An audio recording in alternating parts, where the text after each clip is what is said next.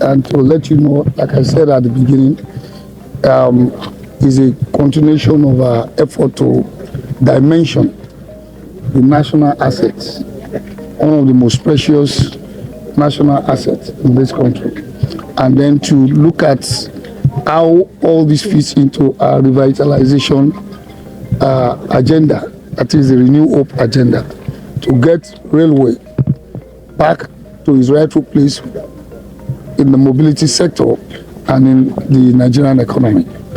We are here in Port Harcourt in continuation of the national tour, and this is the beginning of our tour through the Eastern Corridor that spans from Port Harcourt down to Maiduguri, and at the same time Port Harcourt to meet the central line around Warri that goes through Itape. So our own definition of Eastern, Western, Southern may not conform with the geopolitical zone, so don't get it confused. Now, the Eastern Corridor is so critical and important in the sense that it links also to the Western Corridor when you consider extension to the port, and then you can link the two ports by water, that is going through the integrated multimodal system. The Port Harcourt, Aba, Port Harcourt, Enugu, Port Harcourt, Lafia, Port Harcourt, all through to Maiduguri corridor is also critical because around Enugu you have a lot of the coal mineral that moves into the port in those days.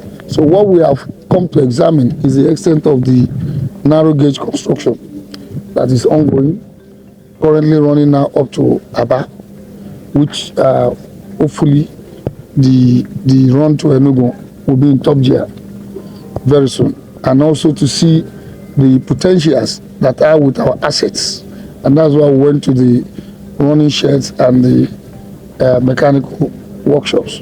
And for what you can see there sits a huge asset waiting to be tapped.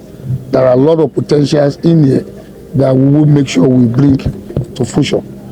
We've also been to the clinic. The clinic is not really a hospital, it's a primary health care center, and we discover a lot of pressure on that clinic because not only is the railway clinic serving railway staff, it's also serving the entire community around this area. So we have picked that. It's going to be the clinic of choice for us to fix. Not because it serves railway staffs alone, but because we see that the community will be critical to our own survival.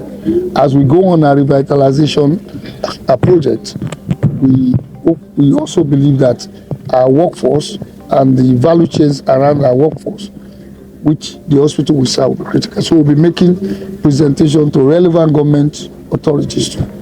We'll be contacting members of the National Assembly. We'll also extend to members of the State Assembly when they resume, and we'll also extend to the other agencies of government, Ministry of Health, why there must be a special interest in that railway clinic for this community. We also evaluated the rehabilitation of some of the coaches. I believe we can do better in those areas. So we are going to do more work. We are not going to deploy them in the state they are. We're going to further work on them, polish them, paint them, make them safety compliant, and we'll now address the workers to know their own complaints. That's as it has to do with their welfare. Their welfare will also be key to the revitalization. So we're also on this project of reeling with the states. So we're also going to continue the inspection to evaluate how the River State government can key into the reeling with the states. The narrow gauge tracks passes through Port Harcourt to Aba. The state government can also participate, not just Nigerian Railway running the rail from Port Harcourt to Aba. The people that are going to be enjoying the service are from River State, they are from Abia State and Ebonyi and the rest. And it might interest you that the people that patronize the Warri Itape also come from Bayelsa. A huge number come from Bayelsa on their way to Abuja. So We will be looking at that potentials and we will also make recommendation. Plateau State has started rail on the plateau, and we'll see what Rivers State government will come out with. And when we move on from here tomorrow, we will be in Aba, and we also examine what goes on the coaches, what goes on the train. We are also going to witness the return of the train from Aba today here and speak to some of the our passengers to know what they feel. But more importantly, I will tell you, customer service is key. You will recall some few weeks ago, we stopped this line too for some reasons, and if there is a need to stop the line to get the best out of it, we will not hesitate. But we will not stop it beyond any reason, any time that will be injurious. From what we have seen, it's like the tracks are in good shape. They can even take much more load than we currently put in. We also appeal to people from the private sector. If you have the capacity to run services on this track, you have your own, you can invest in coaches, locomotives. The Aba route is very, very profitable, especially for carriages, for people who move. There are tailors, there are businessmen and women who wakes up in Port Harcourt, end up in Aba in the afternoon, buy their materials, get back to Port Harcourt, and you just discover all these suit materials. I'm not going to mention it. I know a former minister who said when he was a student at the University of Guinea, they use these services. Where they move it. I don't see challenges. May I just? No, you've completed. No, he has not done. He's not done with the process. Just challenges with the Port Harcourt Aba line. And then you mentioned Enugu. So I want to know what's the timeline, because I know the Port Harcourt Aba road took quite some time to come on board. So what's the timeline for Aba Enugu? And then after that, what's the next step? Yeah, I said, fortunately for me, I don't see challenges. I don't see problems. I look at the opportunities around the issues. So for us, it is the opportunities for business, for trade facilitation that bothers us most. So whatever obstacles will prevent us from those opportunities, we'll take them out. Now, what you have from Port Harcourt to Aba are opportunities. The train is working. The tracks are okay. The tracks are completed. Businessmen, traders are commuting on a daily basis. What they need more is more train services.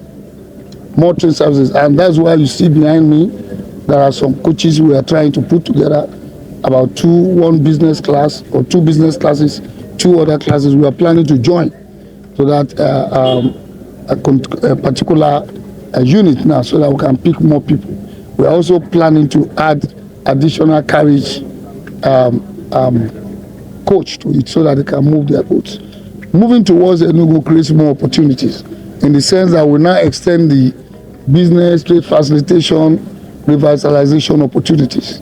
So what on the terms of timeline, you don't give timeline in this kind of project. I'm not the one constructing the line, but I know that timelines are not the issue. Timeline is dependent on funding. If you have the funding, if you have all the funding for the corridor today, you won't finish it in 3 years. So the timeline is not less than 3 years. But if you have the funding, you pick it in phases. And that's why I told you, the next phase is to move to Enugu. The contract is already awarded. Long time. The contract was awarded as a single contract. Then the next line is to move to One to get to the port, so that I can now connect the port. And as far as you get to Enugu, if the line is not yet completed, traders, businessmen, logistics people will continue their business by road. But at least they've passed a major part of the issue. So I think that answers your question. Thank you, sir. Now, sorry. Give us your name. Okay, sir, I have one question. Now, your predecessor did work and stopped, and then you have taken over to continue from where he stopped. I said, what you need here are more rolling stocks. When we get more rolling stock, which we have already ordered for, you will not dispose of the ones you have. It's just like you have 3 cars and very, very fortunate, and you buy a new one. You don't throw the remaining 2, 1 or 3 away. If you're a businessman, you just repurpose them. So we'll continue to repurpose. There is nothing to say one is dead in railway. All these wagons, all these coaches can last 50 years. if they are properly used and maintained. What we are saying is that we'll use them, we'll maintain them to a point they have used their shelf life. That is, they are no longer usable. But as long as they are usable and Nigerians are desirous to use them, there is a market for them, we'll continue to use them. Sometimes it may bring down the cost. Well, it's not because of them breaking down. I mean, I have seen the train, this particular train break down twice. I had to cover. So, I mean, if it happens like that. A brand new car can also break down. I know that as a scientist. A brand new car, a brand new airport failed in the United States. A brand new airport, Gatwick, once failed completely. And anything that is electromechanical can fail. When it breaks down and we can't get it back, those are the issues. When we don't do proper maintenance, those are the issues. What I am assuring you is that if it breaks down, and it breaks down because it is fatigue, that's what you are seeing mostly. When these 2 locals or 3 locals have to be the one running 7 days in a week, you cannot rule out breakdown. That is why we are bringing up all the old ones that are available too. We will fix them so that we can have enough redundancy. That will reduce the possibility of breaking down or may even eliminate it. So our work is to make sure they don't break down. And if they break down, we'll get it back on the road within the shortest possible time. Thank you so